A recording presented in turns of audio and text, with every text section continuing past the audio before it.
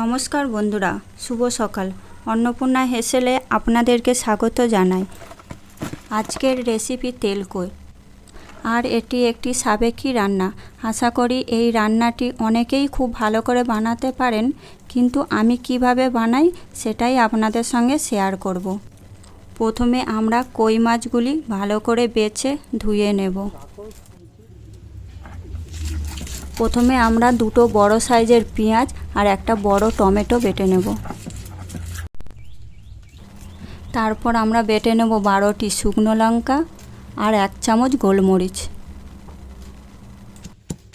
শুকনো লঙ্কা আর গোলমরিচগুলিকে ভালো করে বেটে নেব।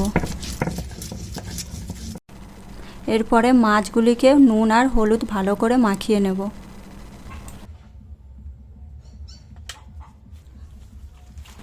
গরম কড়াইয়ের মধ্যে তেল দিয়ে দেব আর সমস্ত মাছগুলিকে এক এক করে ভেজে নেব। মাছগুলিকে উল্টে পাল্টে লাল লাল করে ভেজে নেব।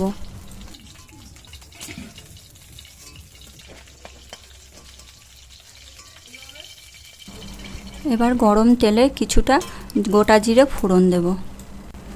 এর মধ্যে দিয়ে দেব বেটে রাখা পেঁয়াজ আর টমেটো। পেঁয়াজটা ভাজা হয়ে গেলে ওর মধ্যে দিয়ে দেব 1 চামচ চিনি আর গোটা লঙ্কা বাটা।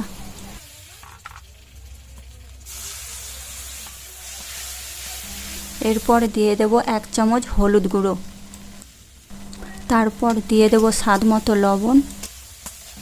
এরপর আমরা মশলাটিকে ভালো করে কিছুক্ষণ কষবো। তারপর দিয়ে দেব বেটে রাখা গোলমরিচ ও অল্প কিছুটা জল। এরপর যখন মশলাটি ফুটে যাবে তখন ভেজে রাখা মাছগুলি এক এক করে দিয়ে দেব।